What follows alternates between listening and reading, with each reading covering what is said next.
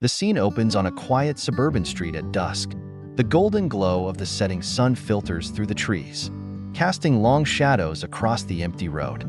Officer Jamal Carter, a diligent and well-respected member of the local police force, is seated in his patrol car, sipping lukewarm coffee and listening to a local radio station. It's a seemingly ordinary evening shift, and everything appears calm. Jamal glances at his watch, counting the hours left in his shift, just as he considers heading back to the station.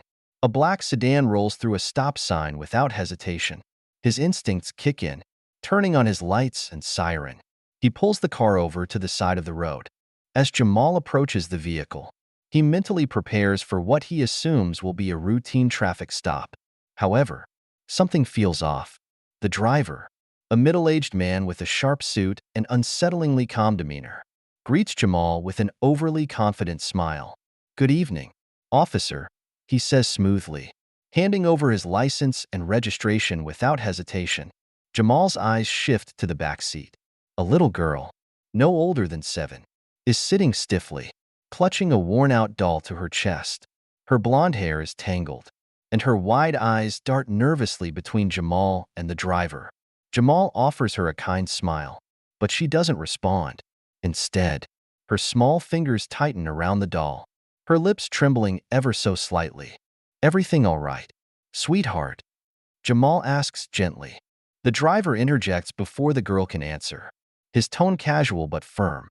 "She's just shy. Long day at school. You know how it is." Jamal nods but feels a knot tightening in his stomach. Something about the girl's silence and the driver's overly smooth demeanor doesn't sit right with him. He lingers for a moment, considering his options. Without probable cause, he knows he can't do much more than issue a warning for the stop sign violation. As he steps back to his patrol car, Jamal catches one last glimpse of the girl in the rearview mirror. Her lips move, forming 2 barely audible words, "Help me." Chills run down his spine. What should have been a routine stop now feels like the beginning of something far more sinister. Jamal Carter tightens his grip on the flashlight as he steps out of his patrol car. The air feels heavier than usual, the distant hum of cicadas accentuating the silence around him. His boots crunch against the gravel shoulder of the road as he approaches the black sedan.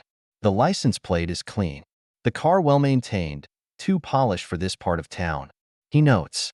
The driver rolls down his window with mechanical precision, a rehearsed gesture that feels too perfect. The man inside is dressed in a tailored suit, his tie slightly loosened as if he wants to project a casual, approachable demeanor. He doesn't seem the least bit rattled, offering a polite but practiced smile. "Good evening, officer," the man says, his voice smooth, almost too calm. "Is there a problem?" Jamal shines the flashlight briefly into the car. His eyes sweep over the interior. The leather seats are spotless, the dashboard immaculate, but his attention quickly shifts to the back seat. There she is, a little girl, no older than 7 or 8, sitting stiffly, clutching a battered doll. Her hair is a tangled mess, and her wide, frightened eyes dart between him and the driver. She doesn't say a word, but her body language speaks volumes. She is tense, almost frozen, as if she's holding her breath.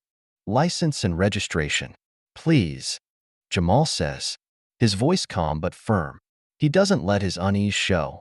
"Of course," the man replies, reaching into the glove compartment. He moves slowly, deliberately, as though he wants to make sure Jamal knows he has nothing to hide. He hands over the documents with a smile that doesn't quite reach his eyes. Jamal studies the license. The name reads Charles Whitaker, and the address is from a nearby affluent neighborhood. Everything checks out at first glance, but something feels off. "Do you know why I stopped you, Mr. Whitaker?" "I'm afraid I don't, officer," Whitaker says, his tone bordering on friendly. "Was I speeding?" "You ran a stop sign back there," Jamal replies, watching closely for a reaction. Whitaker chuckles lightly, shaking his head as if amused by his own mistake. "Ah, my apologies. It's been a long day. I must have been distracted." Jamal nods but doesn't respond immediately. His attention shifts back to the girl in the back seat. She hasn't moved. Her knuckles are white from gripping the doll so tightly. "And who's this?" Jamal asks, directing the question toward the girl but keeping his eyes on Whitaker. She's my niece, Whitaker says smoothly, turning slightly to glance at her. Emma's had a rough day at school. She's a little shy around strangers. Jamal crouches slightly to meet the girl's eye level. Hi, Emma, he says gently. Everything all right? The girl's lips part, but no sound comes out. Her eyes flicker toward Whitaker, who is now watching her closely. She swallows hard and nods, but the movement is barely perceptible. She's just tired. Whitaker interjects, his tone casual but firm. It's been a long day for both of us. Family matters. You know how it is. Jamal straightens up, his instinct screaming that something isn't right. Where are you headed tonight? He asks, keeping his tone conversational but probing. Home. Whitaker replies without missing a beat. We were visiting my sister, Emma's mother. She lives about an hour from here. Jamal nods again but doesn't look away. His flashlight lingers on the girl's face, catching the faintest sheen of tears in her eyes. She looks down, clutching her doll even tighter. Mind if I ask how old Emma is? Jamal asks, his voice still calm but carrying a hint of suspicion. 7. Whitaker answers immediately. She just turned 7 last month. Jamal doesn't respond right away. Instead, he shifts his focus to the front seat, scanning for anything that might give him a reason to dig deeper. Nothing stands out, but the tension in the car is palpable. Well, Mr. Whitaker, Jamal says finally, handing back the license and registration. Running a stop sign is a traffic violation. I'll have to issue you a warning. Whitaker nods, that polite smile still plastered on his face. Of course, officer. I appreciate your understanding. Jamal hesitates for a moment before stepping back toward his patrol car. As he does, he glances at the girl one last time. This time, she mouths 2 words, barely visible in the dim light. Help me? The knot in Jamal's stomach tightens. He feels the weight of her silent plea, but without probable cause. There's little he can do. He pauses, torn between following protocol and trusting his instincts. Back in his patrol car, Jamal watches the sedan in his rearview mirror. His hand hovers over the radio, debating whether to call for backup or let the car drive away. The faint echo of the girl's whispered plea lingers in his mind. Something isn't right, and he knows it. As Whitaker's car pulls back onto the road, Jamal grips the steering wheel tightly.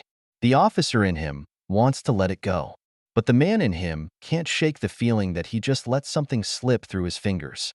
As the black sedan fades into the distance, Jamal Carter remains seated in his patrol car, his hands gripping the steering wheel with white knuckles. His mind races, trying to make sense of what he just witnessed. The traffic stop had seemed routine at first, but something about it didn't sit right with him. He runs the scenario over in his mind. Everything had seemed normal, even polite, but the girl in the backseat, Emma, and the way she looked at him with such fear, it haunted him. His fingers hesitate over the radio, torn between the temptation to follow his gut and the knowledge that he's already issued a warning for the violation. It wasn't enough to justify detaining them further, at least not without more evidence. The law was clear, and his job was to uphold it, not to make assumptions based on a hunch. Yet, deep down, he feels an uneasy pull, a call for him to dig deeper. He watches the sedan drive away, the taillights slowly disappearing into the night. Jamal exhales a heavy breath, his decision made. He reaches for the radio and, with a steady voice, requests a routine check on the vehicle. Unit 23 requesting a background check on a black sedan. License plate 7X8Z944. Registered to Charles Whitaker. I'll be waiting for confirmation. The dispatcher's voice crackles over the speaker, her tone professional, but Jamal can sense her curiosity. Unit 23, background check on vehicle 7X8Z944 is underway. Stand by for further details. Jamal leans back in his seat, still watching the road through the windshield. The faint glow of streetlight stretches ahead, illuminating the empty streets. His mind, however, remains far from calm. The image of Emma's terrified expression continues to replay in his thoughts. She hadn't spoken, hadn't made a sound, but her eyes, those eyes, They told a story Jamal wasn't ready to ignore. Minutes pass before the radio crackles again. Unit 23, background check complete. Vehicle registered to Charles Whitaker, 32, with an address in the Highlands. No prior traffic violations or criminal history on file. The vehicle has no outstanding warrants. Over. Jamal absorbs the information, his brow furrowing. Whitaker's record is clean. Nothing to suggest any criminal activity or previous run-ins with law enforcement. Still, Jamal's instincts tell him there's more to this story. And those instincts have been right before. The lack of a criminal background makes Whitaker's behavior seem even more odd, especially his evasive response to Jamal's question about Emma. He taps the steering wheel, contemplating his next move. He's trained to look for patterns, to connect dots that others might miss. In the course of his career, he's learned that when things don't feel right, it's often a sign that there's something beneath the surface. Dispatch. Unit 23. Requesting follow-up on Charles Whitaker. Any known associates or recent activity tied to his name? Over. There's a brief pause before the dispatcher responds. Unit 23. Standby. I'm pulling up recent activity now. Jamal's fingers tap rhythmically on the wheel, his patience starting to wear thin. He glances at the clock, almost 3 in the morning. The streets are quiet, the night stretching out in front of him like an unwritten story. The radio crackles again, and Jamal leans forward, listening intently. Unit 23. I found something. Charles Whitaker's name came up in connection with a missing persons case. The subject, a woman named Rachel Whitaker, has been reported missing for the past 3 days. There's no confirmed link to the vehicle, but there are indications that Charles may be involved. Over. Jamal's heart skips a beat. A missing person? Could the woman be related to Whitaker? Was she the girl's mother? And why hadn't he mentioned her during the traffic stop? Copy that. I need to run a further check on the missing person case. Any recent sightings or locations tied to Rachel Whitaker? Over. There's a pause. Longer this time, as the dispatcher digs into the case further. Unit 23. I'm seeing some reports from the area near the highway where you just stopped Whitaker. The vehicle has been seen in that vicinity multiple times in the past week, and there's a pattern of late-night activity. However, there's nothing concrete to suggest a direct connection between Whitaker and the missing person. Over. Jamal's pulse quickens. He feels the pieces of the puzzle starting to come together. But the picture isn't clear yet. He needs more. He needs to act, but carefully. Any wrong move could ruin everything. Dispatch. Unit 23. I'm going to attempt to locate Whitaker again. Keep me updated on any new information. Over. Unit 23. Copy that. Stay safe. Jamal shuts off the radio and shifts into drive. The sedan is already miles away. But he isn't done yet. He has a few ideas where Whitaker might be headed. The missing person case, combined with the odd behavior during the traffic stop, has made him more determined than ever to find out the truth. He drives in the direction Whitaker had gone, his mind whirling with questions. Was Rachel Whitaker really missing? Was she involved with the girl in the backseat? And why did Whitaker act so strange when Jamal asked about her? Jamal's gut tells him that the answers lie ahead, but he needs to tread carefully. The road stretches out in front of him, dark and empty. But Jamal doesn't feel alone. He feels the weight of his badge, the responsibility that comes with it, and the growing sense of urgency in his chest. This isn't just a traffic stop anymore. It's a potential lead in a case that could be much bigger than he initially realized. As he speeds down the highway, the faint glow of Whitaker's taillights is still visible in the distance. Jamal doesn't know if he's too late or if this is just the beginning. But one thing is for certain, he's not letting this go. Not without answers. Jamal's decision to pursue Charles Whitaker had set the wheels of a larger investigation into motion. As he continued down the highway, his thoughts remained fixed on the information that had just come through. Rachel Whitaker's name was now officially tied to the missing persons case. And Jamal was no longer dealing with a simple traffic stop. He was involved in something much more complex. The potential link between Whitaker and Rachel was enough to send a chill down his spine. But it was the mention of a certain Stephen Black that truly made his heart rate spike. Stephen Black was a name Jamal knew well, though not in the way he wanted. The man had a long history of violent crimes, a string of arrests for assault, theft, and even a few charges for kidnapping. Despite being well known in the criminal circles, Black had always managed to stay one step ahead of law enforcement, dodging serious charges by the slimmest of margins. Over the years, Jamal had watched Black's rise in the underworld with a growing sense of unease. Now, with the connection between Black and Whitaker seemingly surfacing, Jamal knew he had to act fast. His mind raced as he navigated the road. His focus now split between tracking Whitaker and coordinating with other units to gather information about Black's whereabouts. Jamal wasn't alone in this fight. His team of detectives, along with support from local and federal law enforcement agencies, would be crucial in piecing together the puzzle. He pulled out his phone and dialed the number for his partner, Detective Lisa Monroe. Monroe, she answered on the second ring. Lisa, it's Jamal. We've got a situation. Whitaker's tied to a missing persons case. Rachel Whitaker. We just found out about Stephen Black's potential involvement. I need you to start looking into any recent sightings of Black. His name has come up in connection to the Whitakers. I'm also heading back to where I last saw Whitaker's car. Stay on this, and let me know what you find. I'll be checking in regularly. I'm on it. Stay safe. Jamal. Lisa replied, her voice steady and professional. As Jamal hung up, he felt a sense of urgency grow stronger within him. This wasn't just a missing person case anymore. It had the potential to turn into something far darker, something that could involve a criminal network with connections far beyond the local precinct. He took a deep breath and refocused his attention on the road, the weight of the situation pressing heavily on his shoulders. The next hour was spent on the phone with various units, checking in on reports and pulling together any leads that might tie Stephen Black to the Whitaker family. It wasn't long before Jamal was able to confirm that Black had been spotted in the area a few nights prior, near the outskirts of town. The reports were inconsistent, with some witnesses claiming to have seen him entering a warehouse, while others reported hearing strange noises coming from the same area. Jamal knew the warehouse district well. It was a place that had been known for shady dealings and illegal activities, a place where Black was rumored to have operated out of before disappearing from the radar.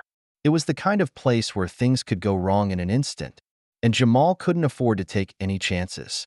He was about to call for backup when his phone buzzed again. This time, it was Lisa. Jamal, I've got something, Lisa said, her voice sharp. Black's been in contact with Whitaker. They've got a few business dealings that go back several months. It's all been under the radar, but I've got a lead on where Black might be holed up. I'll send you the address. We're getting closer to figuring this out. Jamal's heart skipped a beat. Where's the address? Lisa quickly sent over the details, and Jamal's eyes darted to the GPS screen. It was a few miles outside the city limits, deep into the industrial sector. The place Lisa had pointed to wasn't on any map Jamal had seen, but it was just the kind of spot where people like Black thrived. It was isolated, remote, and perfect for anyone trying to avoid the authorities. Got it. I'm headed there now. Stay in touch. Lisa, Jamal said, his voice resolute. With a surge of adrenaline, Jamal accelerated, the engine of his patrol car roaring as he sped through the empty streets. His mind raced as he thought through the possibilities. If Black was involved, this case was about to take a dangerous turn. Black was not a man to be underestimated. As Jamal approached the industrial area, he began to slow down, keeping his eyes peeled for any signs of movement. The area was eerily quiet, the buildings dark and uninviting. He checked his phone one more time. Lisa had confirmed that local units were on their way to provide backup, but they wouldn't arrive for another 20 minutes. Jamal's instinct told him to wait, to hold off until he had more support. But something inside him urged him to keep moving. He couldn't afford to let Black slip through his fingers again. He pulled into a narrow alley, parking his car in the shadows and stepping out into the cold night air. His hand hovered near his gun, the tension in his body palpable. The sounds of the city seemed miles away as Jamal crept forward, his boots crunching on the gravel. He had to remain silent, alert to every noise in the darkness. Every second that ticked by felt like an eternity. His pulse was steady, but his mind raced. running through the possible scenarios in his head. Suddenly, a flicker of movement caught his eye. From the corner of his vision, Jamal saw a figure dart between two buildings. His heart skipped a beat. Could it be Black? Without thinking, Jamal moved, his training kicking in as he followed the figure, staying as low and quiet as possible. His fingers tightened around his weapon, but he resisted the urge to pull it out just yet. He needed to confirm who it was before making a move. The figure was fast, but Jamal was faster. He turned the corner just in time to see the figure slip inside a dimly lit building. Jamal paused, taking a moment to assess the situation. There was no sign of backup yet, but he couldn't wait any longer. He moved swiftly toward the building's entrance. His mind focused on one thing: getting answers. The door creaked as Jamal slowly pushed it open. The sound amplified in the quiet night. Inside, the building was dark, save for a single light that flickered overhead. Jamal's eyes adjusted to the dimness, scanning the room for any signs of activity. Then he heard it, the sound of footsteps. Someone was inside. Jamal's breath caught in his throat. He had to be careful now. This could be it. He could be face to face with Stephen Black. He steadied himself, his hand on his holster, preparing for whatever was about to unfold. As the footsteps drew closer, Jamal's mind raced. He wasn't alone anymore. Backup was just a call away. He could hear the faint sounds of other officers arriving on the scene. This was it, time to end this dangerous game. The tension in the air had thickened as Jamal and his team continued to track down Stephen Black and the connections he had with Charles Whitaker and the missing Rachel Whitaker. With the information from the traffic stop and the confirmation that Black was involved, the case had taken a darker turn. Now, it was time to gather more information from those who might have seen something, heard something, or even knew something about Black's whereabouts and activities. Witnesses would be crucial in piecing together the puzzle that was rapidly growing more complicated. Jamal, still processing the reports from his team and the details that had come in regarding Black's last known location, knew that gathering leads from witnesses was an essential next step. It was the kind of task that required patience and attention to detail. Jamal couldn't afford to make any mistakes. The missing persons case had quickly escalated, and now the stakes were higher than ever. He met with Detective Monroe at the scene of the warehouse district, where the last known sighting of Black had occurred. The warehouse was a sprawling, run-down facility, with graffiti on the walls and the stench of decay in the air. It was a place that had long been abandoned, yet it was still being used by individuals like Black for illicit activities. The location was perfect for someone trying to stay off the radar, a place where no one would think twice about strange activity. Jamal and Monroe had spent the better part of the morning canvassing the area, speaking with anyone who might have witnessed anything out of the ordinary. But so far, there had been nothing concrete. Some locals claimed they had seen Black around. Others swore they had heard noises late at night. But none of the stories were consistent. Jamal knew the situation could go either way. Either a breakthrough would come soon, or they'd be stuck chasing leads that went nowhere. As Jamal walked down the graffiti-scarred alleyways, his eyes constantly scanning his surroundings, he couldn't shake the feeling that someone had to know something. People in neighborhoods like this often saw more than they let on, but they were hesitant to get involved. Fear of retribution was a powerful motivator, and it wasn't uncommon for witnesses to withhold information when they thought their safety was at risk. This was where Jamal's experience in dealing with difficult cases and his ability to gain the trust of witnesses would come into play. His phone buzzed in his pocket, breaking his thoughts. It was Lisa. "Jamal, I've got something. There's a woman down at the local diner, Betty Blackwell. She's seen Black around here a few times, always at night. She says she knows him, but she's nervous about talking to you.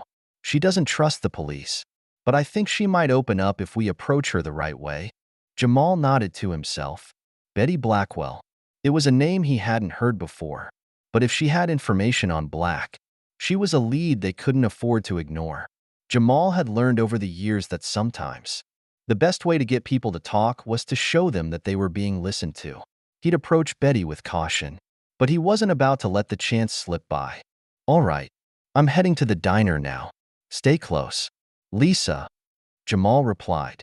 Before hanging up, the diner wasn't far from the warehouse district.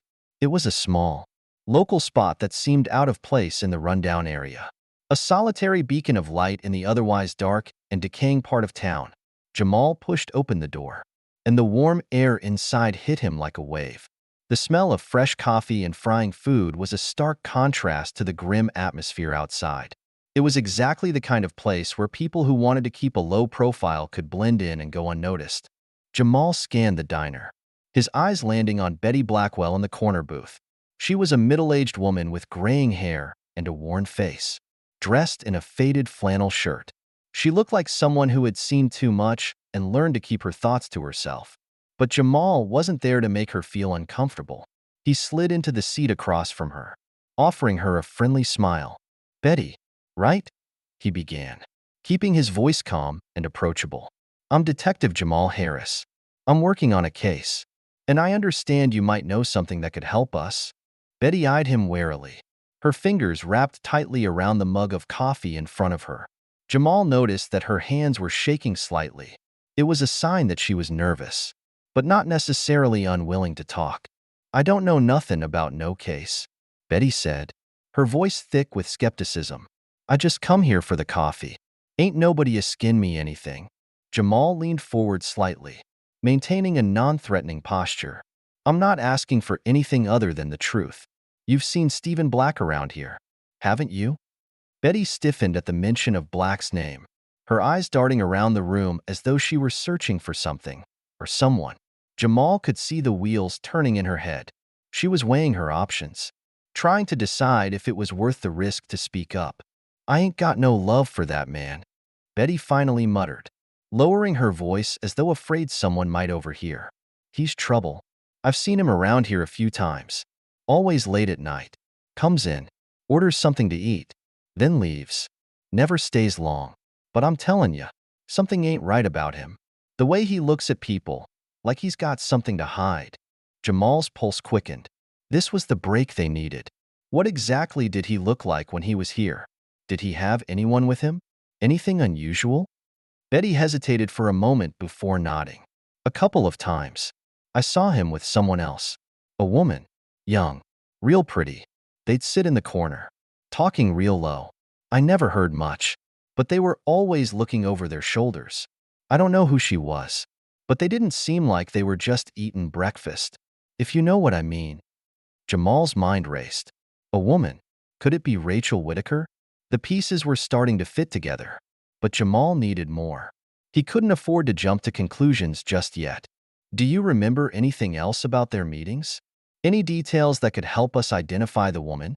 he pressed, trying to keep his voice steady. Betty shook her head. "Not much. She had dark hair, though.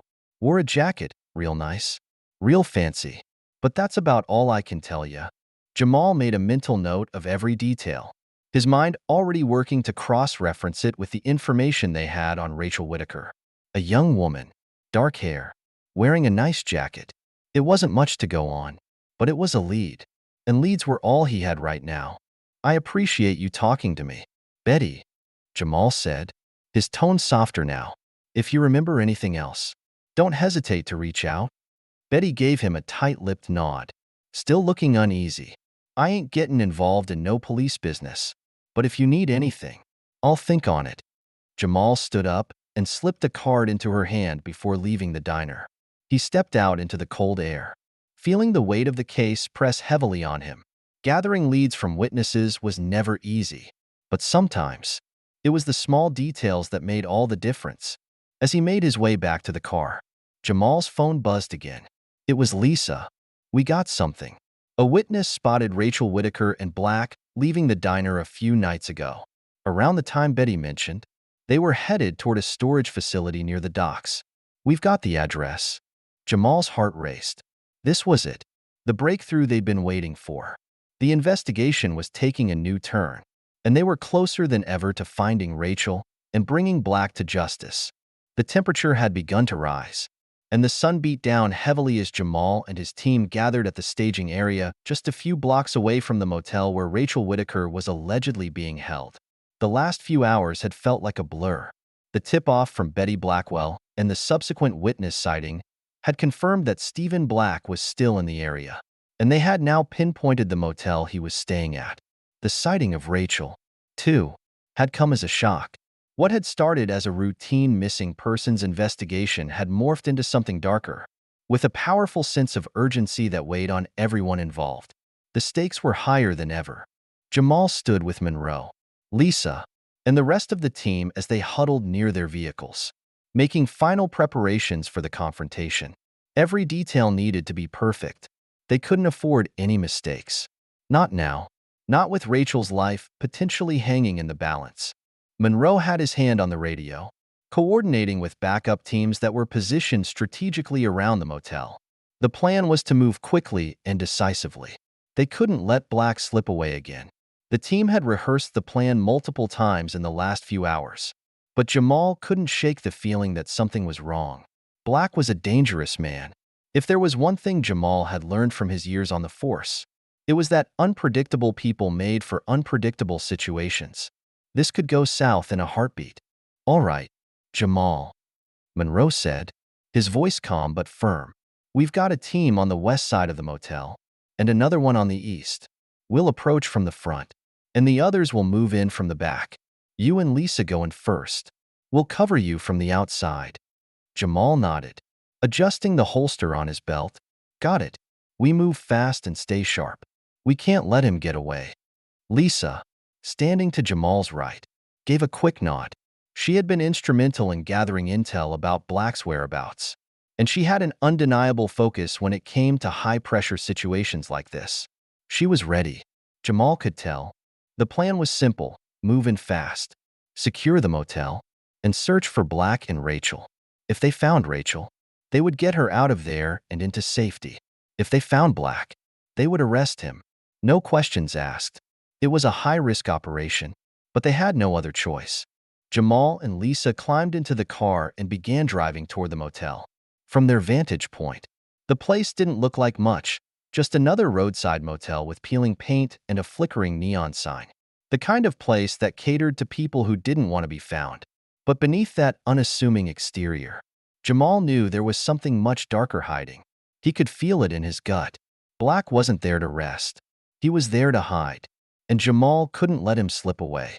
As they pulled up in front of the motel, Jamal's heart began to race. The familiar tension of being so close to a confrontation settled over him like a weight. He took a deep breath and adjusted his body armor. Lisa looked at him, her expression unreadable. She had been through her share of dangerous situations, but something about this one felt different. Maybe it was the stakes. Maybe it was the sense of urgency. Either way, Jamal could feel the heat of the moment on his skin. "Stay close," Jamal said quietly. Before exiting the car, the team began moving into position, but Jamal's focus was solely on the door to room 7, the room where Rachel had been seen earlier. They had intel that Black had been occupying the room for at least 3 days, and from the looks of it, they had caught him just before he planned to leave. It was now or never. The moment they walked through that door, things were going to escalate fast. Jamal wasn't sure if Black would be armed, but he had no doubts about one thing. Black wasn't going to go down without a fight. Jamal and Lisa moved toward the door, keeping their steps light and silent. Monroe's team was in place, ready to surround the building in case Black tried to make a run for it. Jamal's fingers hovered over the handle of his firearm, every muscle in his body tense as they approached the door. The world around them felt eerily quiet. They reached the door and Jamal signaled for Lisa to stand back. With a quick motion, he knocked loudly on the door. "Police, open up," he called out, his voice authoritative but steady. For a moment, there was nothing. No movement. No sound. The tension in the air was palpable. Then, the faint sound of footsteps from within. Jamal's heart skipped a beat. This was it. The door creaked open slightly, revealing a sliver of the dimly lit interior. Black was on the other side, his face immediately visible through the crack in the door. He looked surprised, maybe even a little too calm for someone who was caught off guard. His eyes flicked to the hallway, then back to Jamal. "I don't want any trouble," Black said, his voice low and smooth. It was the type of voice you used when you were trying to talk your way out of a situation. Jamal didn't flinch. "Step back from the door." "Steven," he commanded, his voice cold. "We're coming in." For a split second, Black hesitated, as though weighing his options. Then, as if making up his mind, he stepped back and let the door swing wide open. Jamal and Lisa surged forward, quickly moving into the room.